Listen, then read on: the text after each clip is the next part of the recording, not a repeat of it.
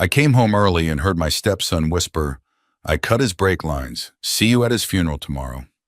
My wife was sitting across from him at our kitchen table. Neither of them knew I was standing just inside the garage door. For a second, I honestly wondered whether I had heard him wrong. I was 66 years old, and my hearing wasn't what it used to be. Too many decades around impact wrenches, air compressors, and diesel engines had left me asking people to repeat themselves more often than I liked. But there was nothing wrong with my hearing that afternoon. Ryan's voice came through the narrow opening as clearly as a radio beside my ear. Karen lowered her voice. "Stop saying things like that." "I'm not joking." My fingers tightened around the metal door handle. I'd left physical therapy 20 minutes early because my right knee had swollen up like a grapefruit. The therapist wanted me to stay and ice it, but I told her I had frozen peas at home in a recliner that didn't smell like disinfectant. Normally, I would have stopped at Bass Pro Shops on Campbell Avenue for fishing line and a new thermos. Ryan knew that. Everybody in the family knew I drove down to my cabin near Table Rock Lake most Friday mornings before sunrise. That was probably why he felt safe talking in my kitchen at 3:20 in the afternoon. Karen's chair scraped against the tile. "What exactly did you do?" Ryan let out a slow breath, like she was the one making the conversation difficult. "I made sure the truck won't get him all the way down the hill. My left hand reached for the wall. My knee hurt, but that wasn't why I needed support." "Fix it," Karen said. "It doesn't work that way. You go outside right now and undo whatever you did." Ryan laughed once, no humor in it. "He checks that truck every week. If I go crawling underneath it again, somebody might see me." Karen's voice dropped until I could barely hear her. "You said you were only trying to scare him." "I said what you needed to hear." That sentence did something to me the first one hadn't. The first was a threat against my life. The second told me my wife had known enough to be scared before I walked in.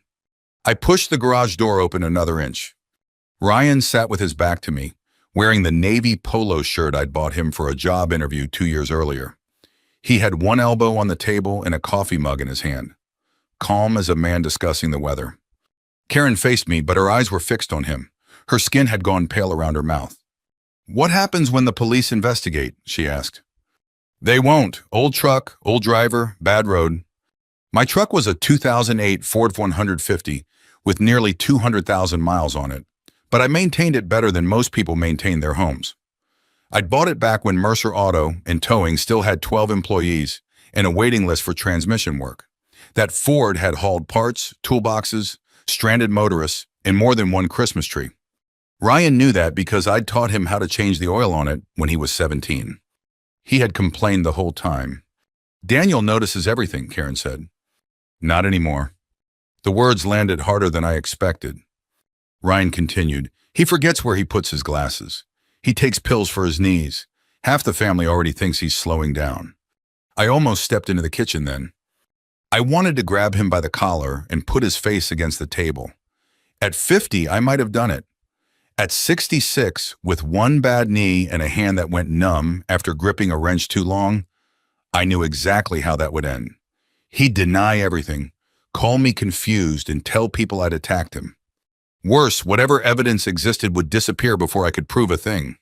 Karen pressed both hands against the tabletop. "I never agreed to this." "You signed enough papers." "What papers?" "The insurance forms, the property documents, all of it. I signed loan applications." Ryan leaned closer to her. "If you call him, I'll tell the police you helped me. Then you can explain why your name is on everything." Karen stared at him. I waited. 5 seconds, 10.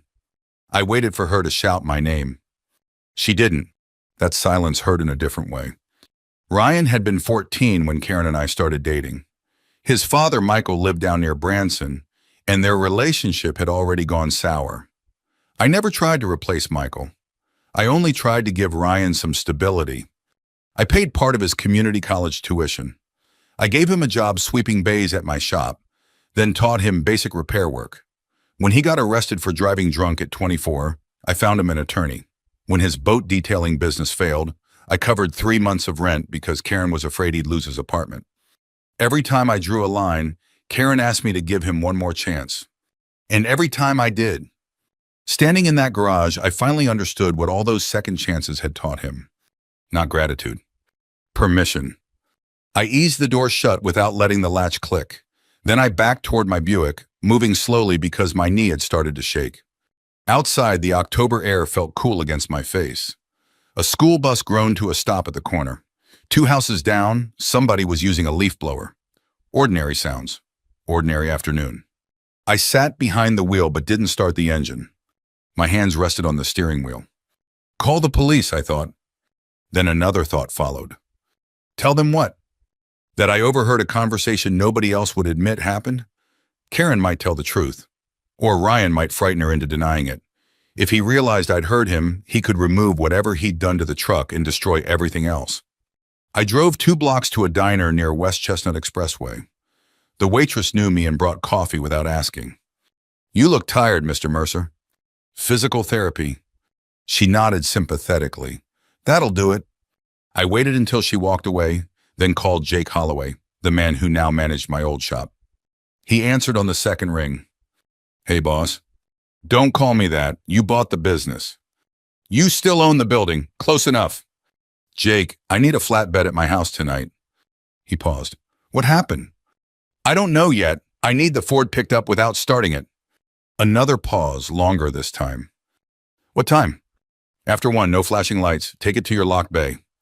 You want me to inspect it? No. Load it, secure it, and don't touch anything underneath. His voice changed. Daniel, are you in trouble? Yes. That was all I gave him.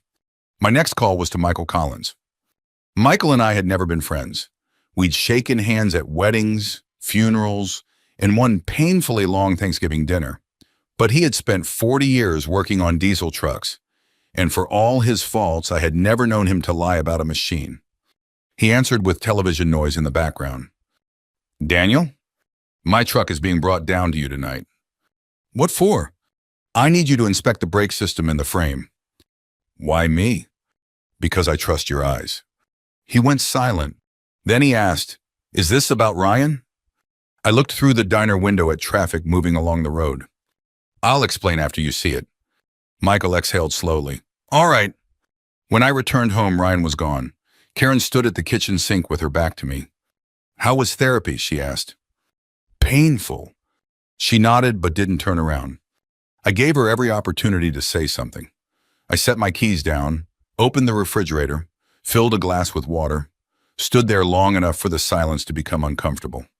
Finally, she said, I have a headache. I'm going upstairs. All right.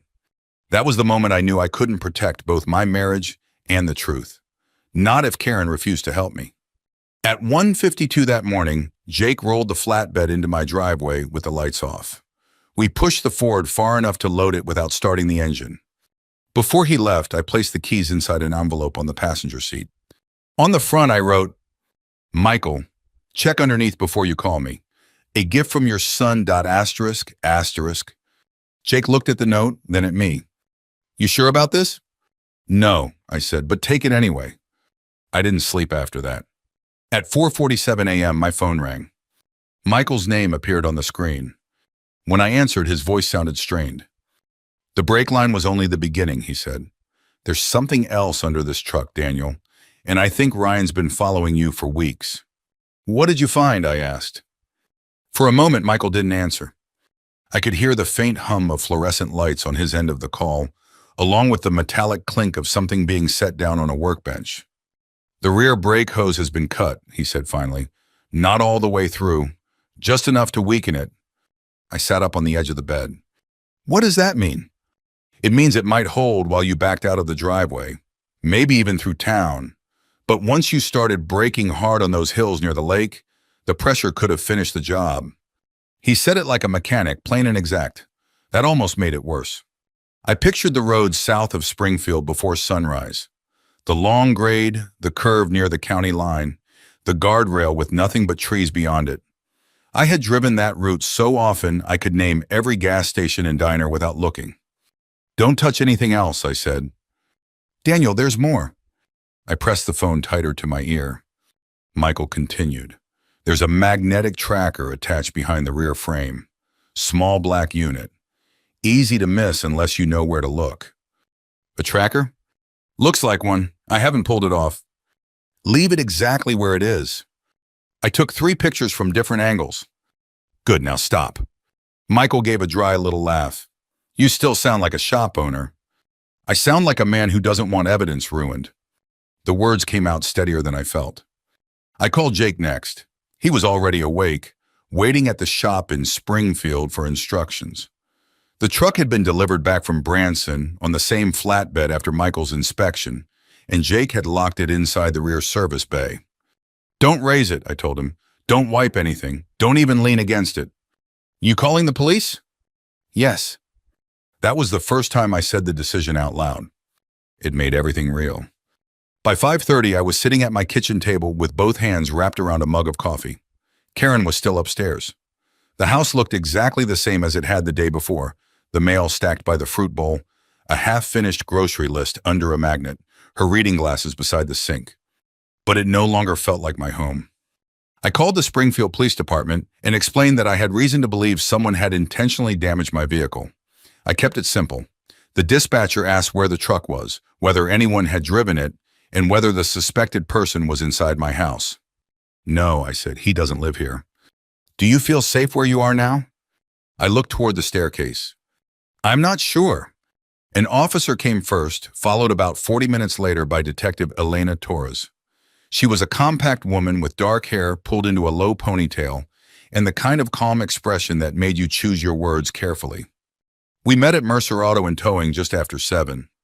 Jake unlocked the rear bay and lifted the overhead door. My Ford sat under the white shop lights, dust still along the wheel wells, one dead leaf caught beneath the windshield wiper. Torres stopped several feet away. Who touched the vehicle after it was removed from your property? Jake loaded it, I said. Michael inspected it visually in Branson. He took photographs but left the damaged areas alone. She looked at Michael. You're the biological father of the person Mr. Mercer suspects? Michael's jaw tightened. Yes. That may matter later. For now, tell me exactly what you did. Michael walked her through every step. He didn't embellish, didn't defend Ryan. He explained where he stood, what light he used, and how he spotted the partial cut. A crime scene technician photographed the truck before removing the tracker. Another officer documented the brake hose. Torres turned to me. Now tell me what you heard. I repeated the conversation from the kitchen, every line I could remember. She took notes without reacting. When I finished, she asked, Did you record any of it? No. Did your wife hear it? Yes. Will she confirm it? I looked toward the open bay door. I don't know. Torres closed her notebook. The statement is important, Mr. Mercer, but physical evidence and digital records will carry more weight. Don't confront your stepson. Don't tell him where the truck is. I wasn't planning to. That's good. People make mistakes when they think they're still in control. At 6:35, before I had even left the shop, Jake's phone rang. He checked the screen. Your house camera. I had almost forgotten about the old doorbell system Karen insisted we install after a package went missing the previous Christmas. Jake turned the phone toward me. Ryan stood on my front porch holding 2 Starbucks cups. He rang the bell, waited, then looked toward the driveway. Even through the little screen, I saw the change in his posture. He stepped off the porch and stared at the empty space where the Ford usually sat. Go home, Torres said. Act normal. Let him talk. By the time I pulled into the driveway in the Buick, Ryan was standing beside his car. He smiled when I got out, but the smile didn't reach his eyes. Morning, he said. I figured I'd bring you coffee before you headed to the lake. He held out the cup. I took it. That's thoughtful. His gaze shifted past me. Where's the truck? Made a noise last night. Had it towed. What kind of noise? Hard to say. Which shop? I looked down at the label on the cup. Black coffee. He remembered how I took it. That small detail nearly broke something in me. Why? I asked. He shrugged. Just curious. Jake's looking at it. Ryan's face went still. Jake started it? No. Did he drive it? I said it was towed. Did he inspect the rear brakes? The question came too fast. For half a second, neither of us spoke. Then I gave him a tired smile. Ryan, at my age, every noise sounds like it's coming from the rear brakes. He laughed, but it was sharp and brief. Right, sure.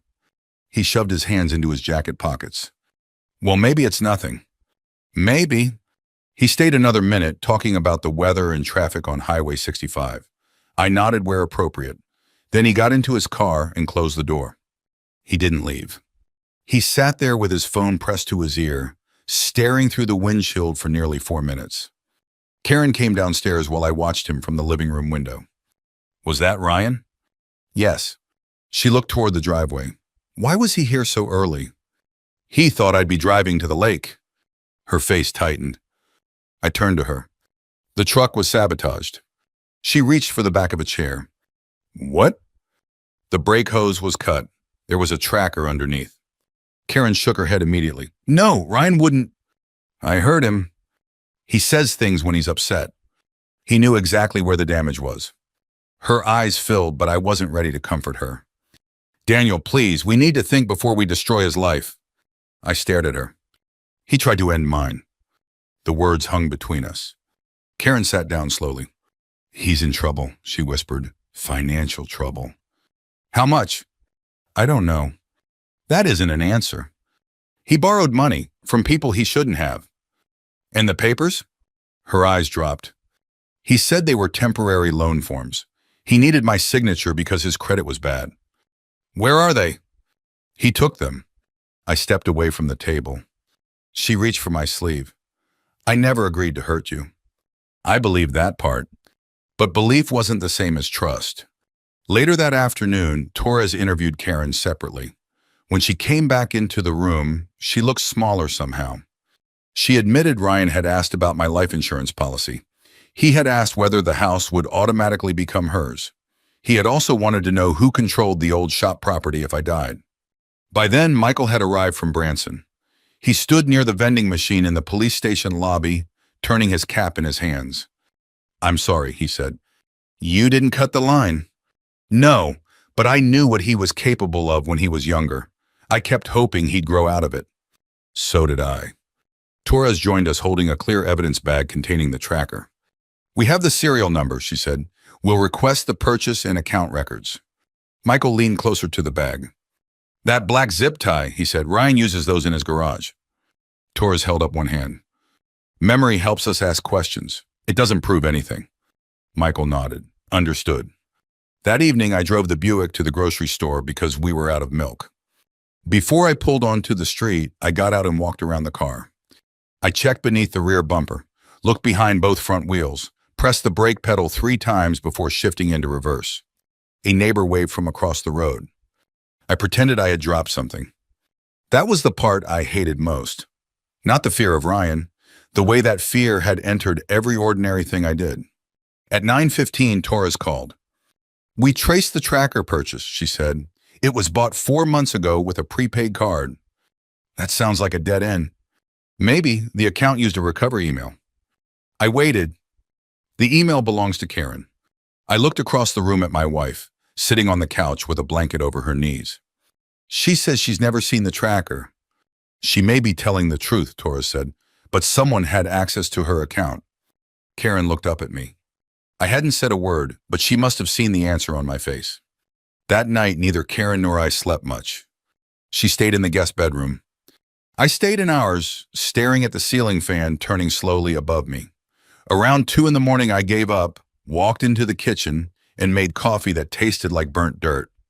Karen came downstairs 20 minutes later wearing one of my old Cardinal sweatshirts. Neither of us apologized. Neither of us knew how. She stood by the sink with both hands wrapped around a mug. I didn't know, she said quietly. I looked at her over the rim of my cup. I believe you. She let out a shaky breath. But you still signed things you didn't understand. Her shoulders dropped. I know. We sat in silence until the clock over the stove clicked to 6. Finally, I said, We're meeting Rebecca this morning. She nodded without asking why. Rebecca Sloan had handled my legal work for almost 25 years. She helped me sell Mercer Auto and Towing, set up my retirement accounts, and write my will after my first wife died. If there was one person I trusted besides Jake, it was Rebecca. Her office sat in a red brick building just off South National Avenue. The receptionist greeted us by name. Rebecca looked up as we walked in. She frowned immediately. Daniel, I wish this were a social visit. I figured. She motioned us inside. The office still smelled faintly of leather and coffee. The same framed fishing photo still hung behind her desk. She waited until we sat down. What happened? I told her everything. Not dramatically. Just the facts. She listened without interrupting, occasionally writing notes in the margin of a yellow legal pad. When I finished, she folded her hands. First question. She looked directly at Karen. Did Ryan ever ask detailed questions about Daniel's estate? Karen nodded slowly. I thought he was trying to learn. What exactly did he ask? He wanted to know what happened if Daniel died first. Rebecca wrote something down. Anything else? He asked about life insurance. The house. The repair shop. I watched Rebecca's expression change. Not fear. Recognition. She opened my file cabinet drawer. Let's go through this carefully. For the next hour, she spread documents across the conference table. Will, trust, property deeds, insurance, retirement accounts. She explained each one in plain English. If Daniel dies today, she said, Karen receives the life insurance. Karen looked sick. Rebecca continued. You also become sole owner of the marital home because of how the deed is written.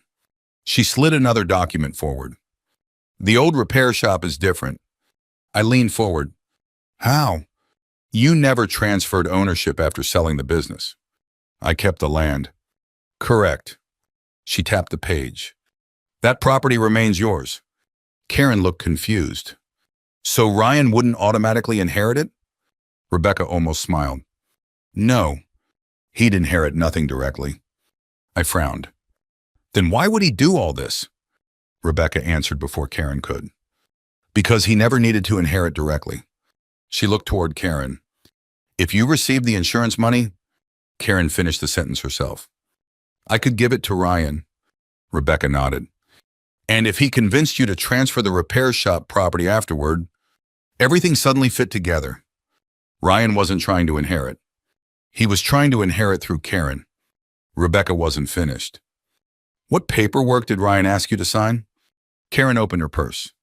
I found these. She handed over a thick manila folder. I found it under Ryan's old desk when I cleaned yesterday.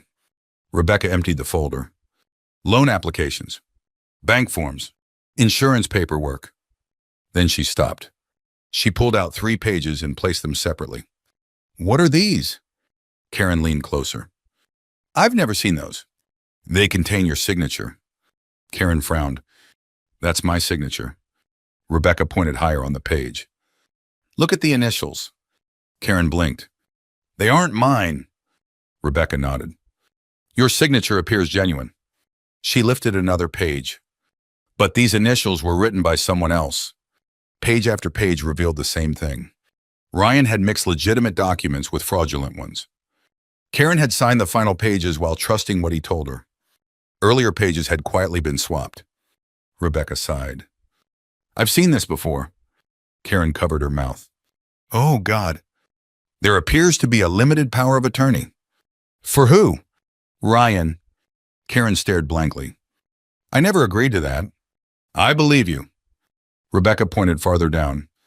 There is also authorization giving Ryan temporary access to one of your investment accounts. Karen looked like someone had knocked the air out of her. I don't even remember opening that account. Rebecca continued reading. There's another draft agreement. She looked at me. It grants Ryan partial ownership rights in your old repair shop property. I laughed once. Not because anything was funny.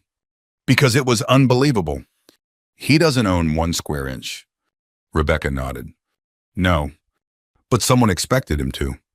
Karen whispered, he used me. I turned toward her. Yes. For years, I thought he only manipulated me. She closed her eyes. I never imagined. She couldn't finish. Rebecca quietly slid the forged papers into a separate folder. I'm turning copies over to Detective Torres. Karen didn't argue. Instead, she asked the question that mattered. Can any of this be fixed? Rebecca leaned back. Yes, but we need to move today. She outlined everything calmly. The repair shop property could be transferred into a protected trust. My life insurance beneficiary could be updated. Karen could revoke every authorization Ryan had tricked her into signing. Every financial door Ryan expected to walk through could be locked. For the first time in 2 days, I felt something besides fear.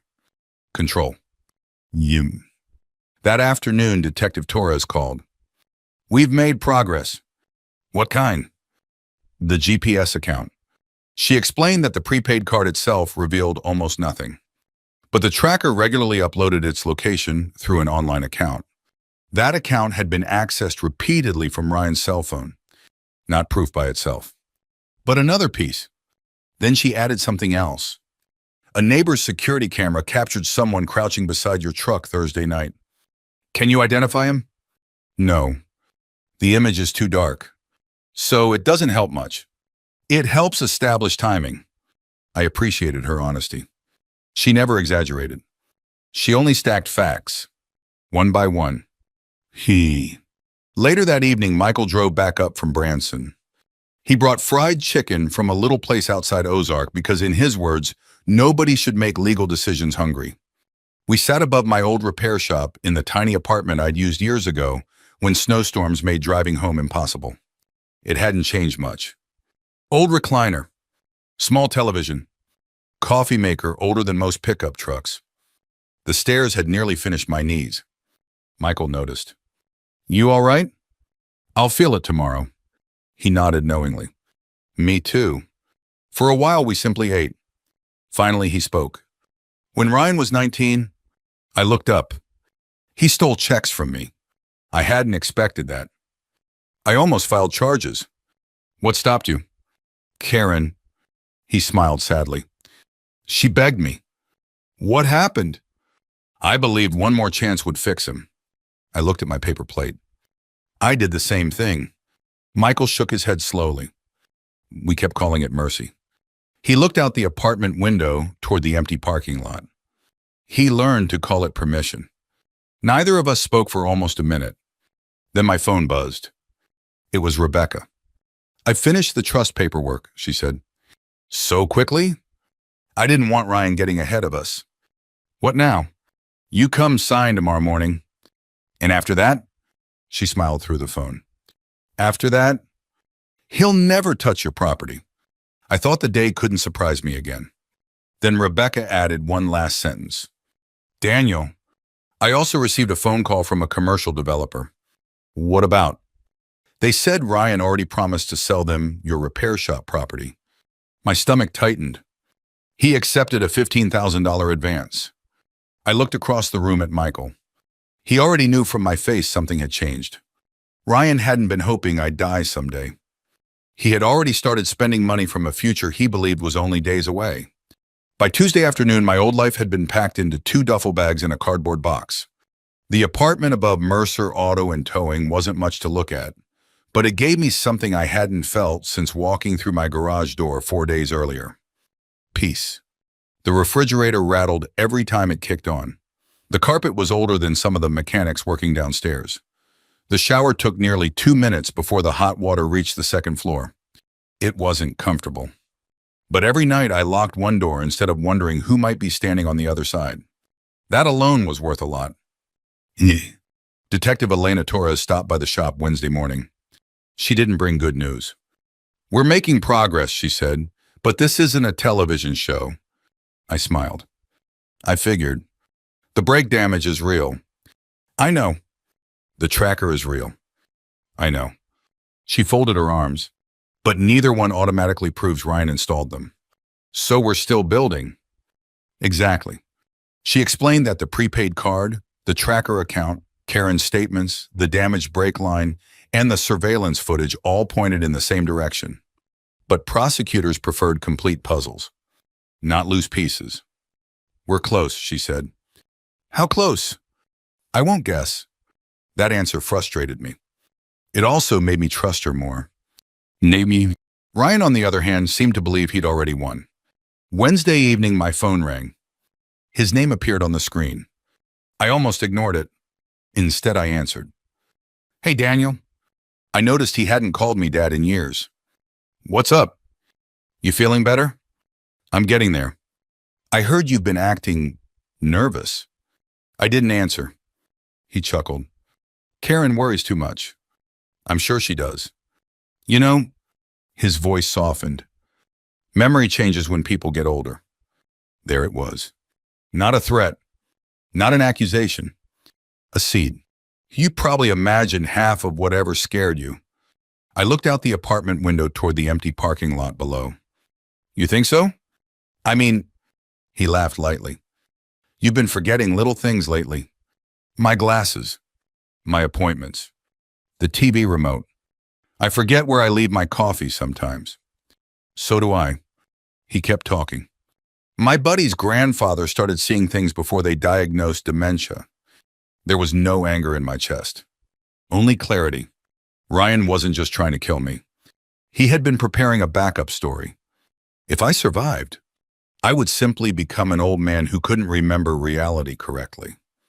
I appreciate your concern, I said. You always looked out for me. The line went quiet. Then he answered carefully. I still do. When we hung up, I sat perfectly still for almost a minute. That conversation frightened me more than hearing about the brake line, because it proved planning. Thursday morning, Rebecca called. The trust paperwork is ready. I drove across town. My knees complained every time I climbed stairs, but I refused to let anyone carry my briefcase. Rebecca already had everything spread across her conference table. She pointed to the documents one by one. The repair shop property is now protected. She slid another page toward me. Your life insurance beneficiary has changed. Karen looked up. I'm not receiving it anymore? Rebecca smiled gently. The trust will. Karen looked hurt. I reached across the table. This isn't punishment. She nodded. I know. If something happens to me, I squeezed her hand. You'll still be taken care of. But no one else gets to pressure you into giving everything away. Karen wiped her eyes. For the first time in years, someone's protecting me from Ryan. Rebecca handed me one last document. This officially revokes every financial authorization he tricked Karen into signing. I signed each page slowly. 40 years building a business. One afternoon protecting it. That evening, Karen called. Ryan keeps asking questions. What kind? He wants to know why you're staying at the shop. What did you tell him? That you needed space. He believes you? I think he wants to. She hesitated. He's planning something Saturday. The cookout? Yes. He keeps telling everyone he's making an announcement. I already knew. Rebecca had told me about the commercial developer. Ryan honestly believed he was about to become owner of my old property. Karen lowered her voice. Daniel, I think he's excited. About what? I think, she swallowed. He believes everything is finally working. I closed my eyes. That sentence stayed with me. Not because I pitied Ryan, because I realized how deeply he'd convinced himself that my death wasn't murder. It was a business opportunity. No. Friday afternoon, Michael stopped by. He carried a tackle box. You fishing? I asked. No. He opened it. Inside wasn't fishing gear. It held every photograph he'd taken beneath my truck. Brake line, tracker, frame, close-ups, wide shots. Every angle. I figured Detective Torres has copies. She does. So why bring these? He looked at me. Because someday, you're going to wonder if this really happened. He handed me the envelope. These are for you. I stared at the photographs. Without them, I might eventually have convinced myself I'd exaggerated. That age had made me dramatic.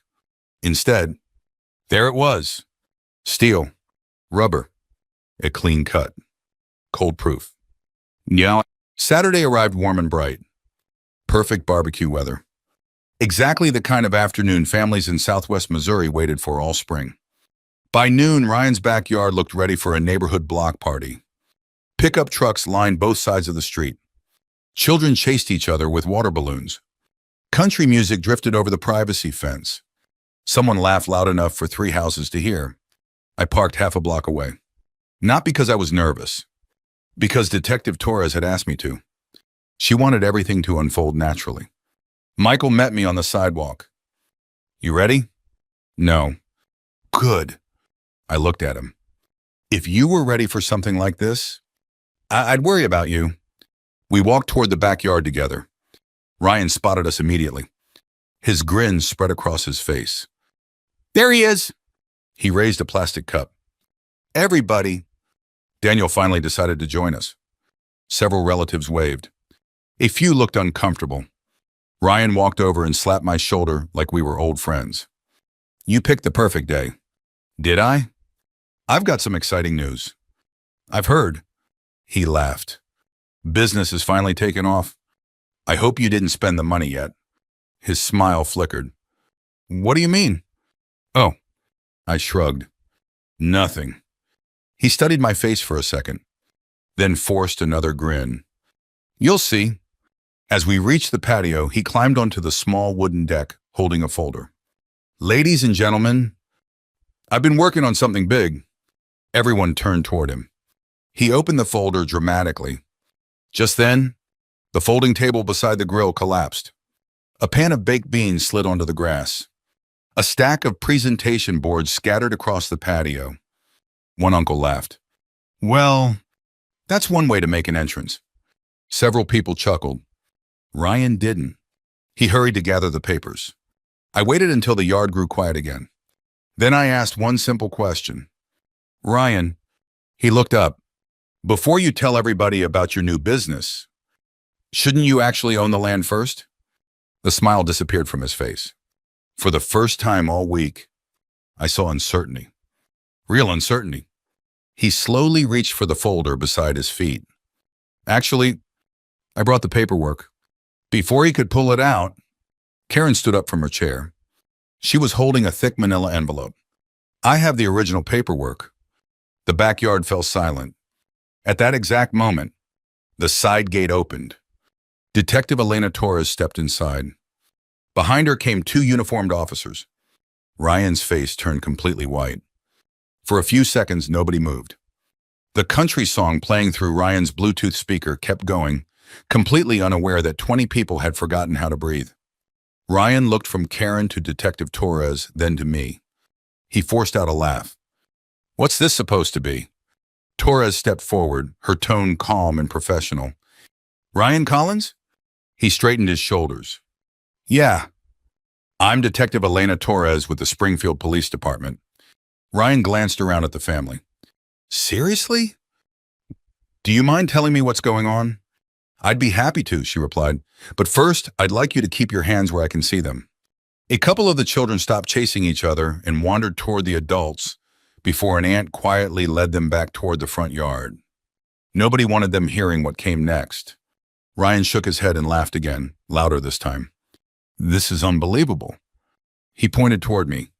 Daniel, did you actually call the cops because your truck needed repairs? I didn't answer right away. I simply looked at him. For years, I'd imagined what I'd say if Ryan ever crossed a line he couldn't come back from. None of those speeches seemed important anymore. I called the police, I said quietly, because someone tried to make sure I never came home again. Ryan rolled his eyes dramatically. Oh, come on. My truck was damaged. Old trucks break. The brake hose didn't. His jaw tightened. Detective Torres nodded toward one of the officers. He stepped forward carrying a large evidence envelope. Ryan watched it without speaking. Torres continued. Mr. Collins, before we go any further, I'd like to give you an opportunity to explain something. What? She removed several photographs from the envelope. The first showed the underside of my truck. The second showed the partially sliced brake hose. The third showed the GPS tracker attached to the frame. Ryan barely glanced at them. I don't know anything about that. Michael took one slow step forward. I do. Every head turned toward him. Ryan's face hardened. You don't know anything. Michael ignored him. I spent 42 years repairing diesel trucks. He pointed toward the photograph. That brake hose didn't wear out. It didn't crack from age. It didn't fail on its own. He looked directly at Ryan. Somebody cut it. Ryan folded his arms. So don't insult everybody here by pretending that's normal. Ryan shrugged. Anybody could have done it. Torres nodded. That's true. Forensic evidence is never based on one thing. She looked toward me. Mr. Mercer, would you explain why your truck wasn't in your driveway Friday morning? I stepped closer. I came home early Thursday afternoon. Ryan's eyes narrowed. I heard you talking to Karen. His face didn't change. You don't know what you heard. I know exactly what I heard. I think you're confused. There it was again. Confused. Old. Forgetful. Exactly the story he'd been preparing. I smiled sadly. You've been calling me confused for days. Ryan shrugged. You've been acting that way. I suppose that's why you asked whether Jake inspected the rear brakes. For the first time, Ryan hesitated. Only for a heartbeat. But everyone saw it. My cousin Linda frowned. What rear brakes? Ryan quickly answered. I was just asking. Really? I nodded toward him. You asked whether the truck had been started. You asked whether anyone had driven it. You asked whether the rear brake line had been checked. I never mentioned brakes. Silence. One uncle slowly lowered his paper plate. Ryan looked around. You people actually believe this? Karen stood. Her hands were trembling so badly she nearly dropped the manila envelope. I do. Ryan stared at her. Mom! No. Her voice cracked. No more. She walked toward Detective Torres. I found these. Torres accepted the envelope and removed several documents. Karen looked at the family instead of Ryan. I thought I was signing loan papers. I wasn't. I trusted my son. She began crying. He mixed fake pages into real paperwork. Ryan stepped toward her. Mom, don't! She backed away. You forged my initials. I can explain. You used my email. I was helping you. You lied. I was protecting us. Karen shook her head. No. You were protecting yourself. The backyard had become so quiet I could hear burgers sizzling on the unattended grill. Ryan looked desperate now. He pointed at me. He's turning you against me. Karen slowly wiped her eyes. No. You did that. She looked at Detective Torres. There's something else. She handed over a small tablet computer. It used to belong to Ryan. I found it in the guest room. Torres nodded toward another officer, who placed the device into an evidence bag. Ryan's breathing became noticeably faster. That's my property, Torres answered calmly. It also appears to contain messages relevant to an ongoing investigation. Ryan looked at me again. What did you tell them? The truth. That's all? It was enough. Rebecca Sloan quietly stepped forward from near the patio door. Most of the relatives hadn't even noticed she'd arrived. Ryan looked completely confused. What is she doing here? Rebecca opened a folder. I'm Daniel Mercer's attorney. Ryan's expression changed again. You don't need a lawyer. No, Rebecca replied. You did. She held up a certified copy of several documents. Earlier this week, Mr. Mercer transferred the former Mercer Auto property into an irrevocable trust. Ryan blinked. What? The property can no longer be transferred to you. He stared at the papers. No. The trust also protects the land from unauthorized sale. No. The developer you accepted $15,000 from has already been informed. Ryan's face drained of color. You talked to them? Rebecca nodded. They're requesting their money back. Ryan looked as if someone had punched him. Everything he'd planned, every dollar he'd already spent in his mind, vanished in less than 30 seconds. He turned toward me. You did this. No. I shook my head. You did. You planned my funeral around land that was never yours. Ryan looked wildly around the yard, searching for someone, anyone, to agree with him. Nobody spoke. Finally, he pointed at Michael. You were never a father. Michael absorbed the words without flinching. Maybe not. I made plenty of mistakes. But I never taught you to solve debt by burying people. Ryan's shoulders slumped. For just a second, I almost saw the frightened little boy I'd met 20 years earlier. Then it disappeared. He spun toward the house. I'm done. He took 2 quick steps toward the sliding glass door. The 2 officers intercepted him before he reached it. "Ryan Collins," Detective Torres said evenly, "you are under arrest." One officer gently took hold of his wrist. Ryan pulled once. Not violently, just instinctively. Then he stopped resisting. As the handcuffs clicked shut, he looked past everyone else and found Karen. "Mom." She couldn't meet his eyes. "Please, I'll pay you back. I'll fix this. You always fix everything."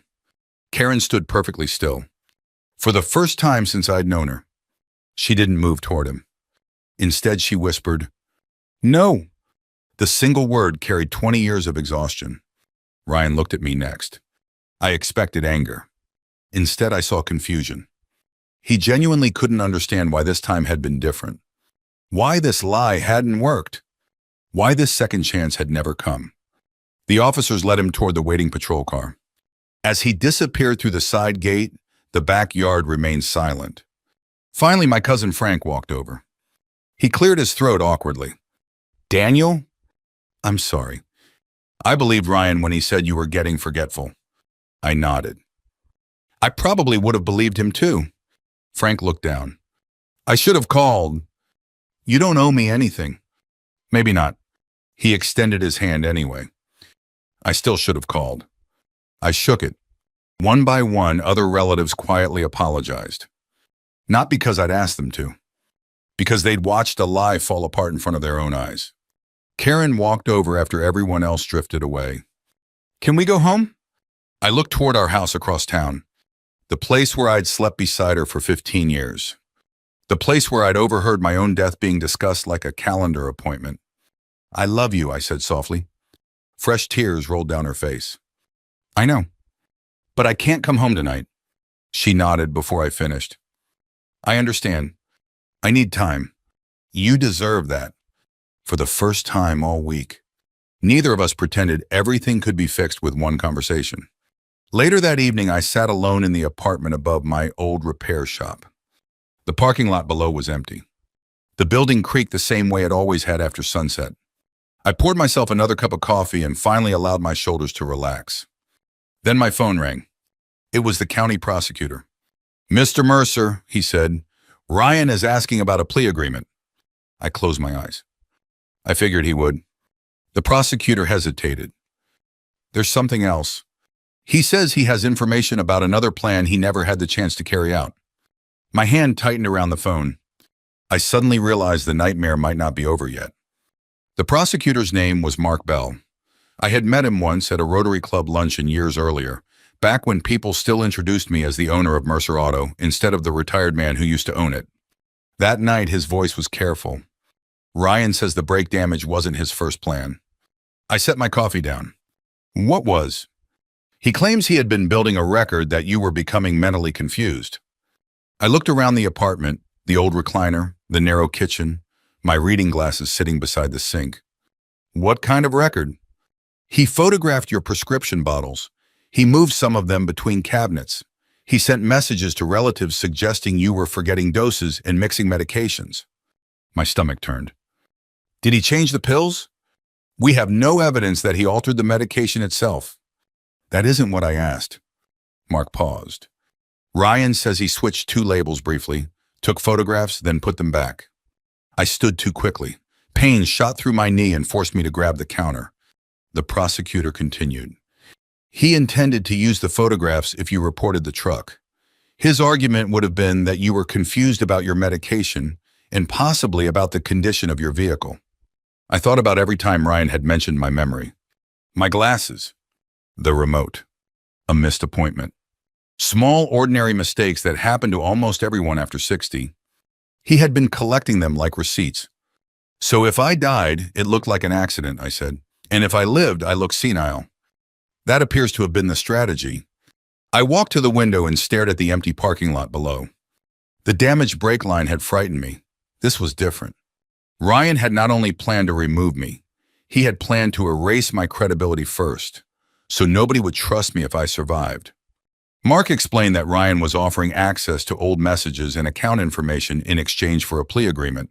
The charges would cover the vehicle sabotage, stalking behavior, document fraud, and the attempt on my life. He avoided promising a specific sentence. So what happens now, I asked.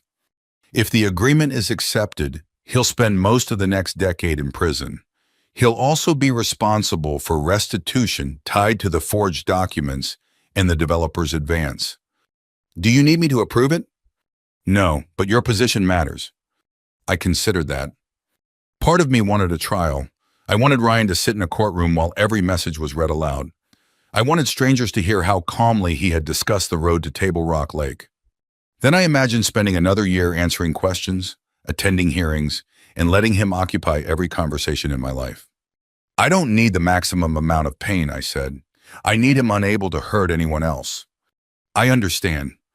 And I want the financial fraud included. It will be. I thanked him and ended the call. Then I stood alone in that little apartment and realized justice rarely feels the way people expect.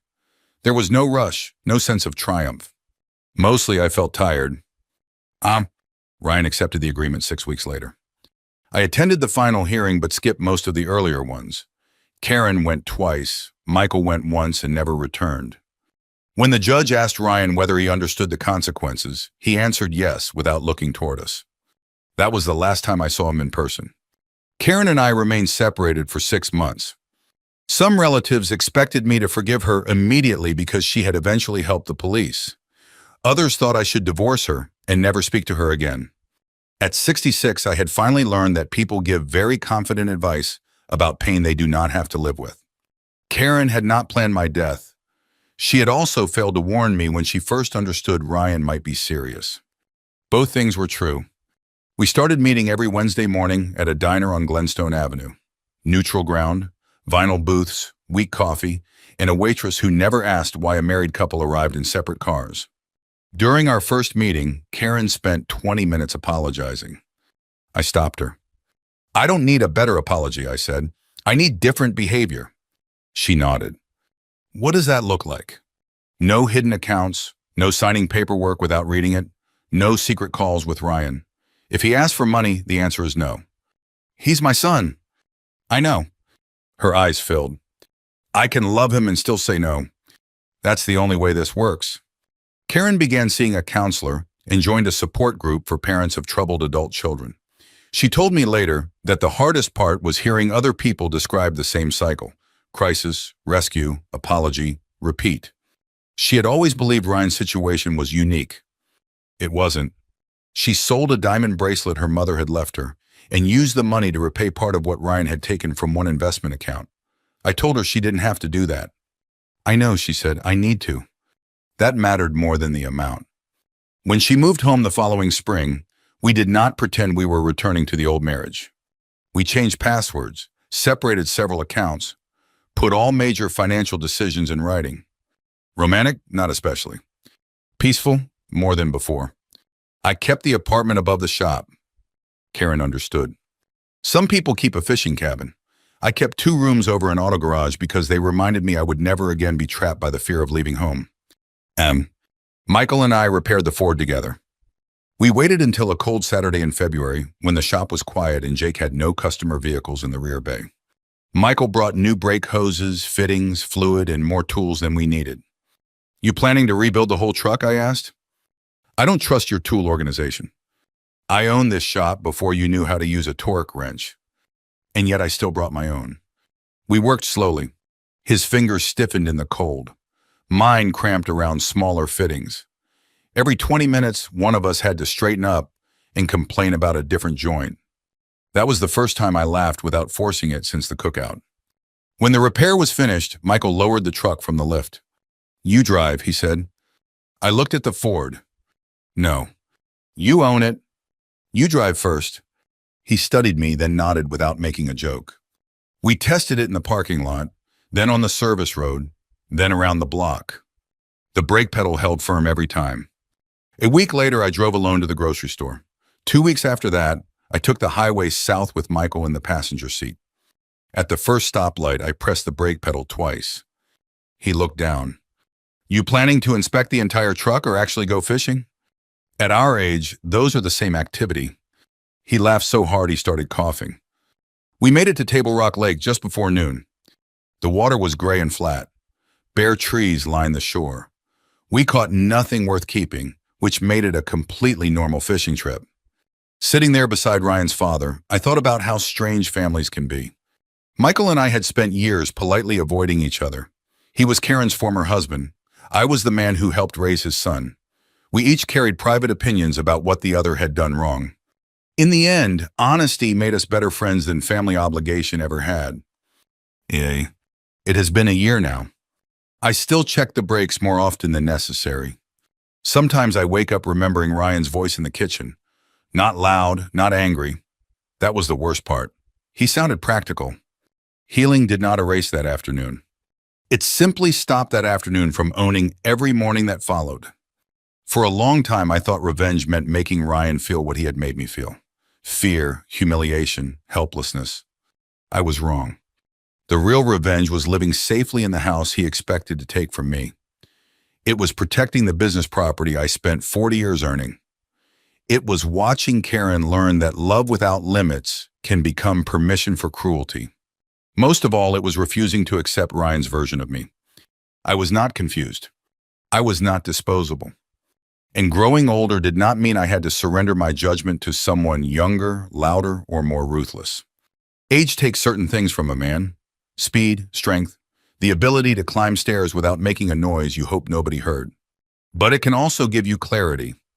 You stop wasting time explaining boundaries to people who benefit from ignoring them. You simply draw the line. Then you protect it. If you have ever had to set a painful boundary with someone you loved, you are not alone.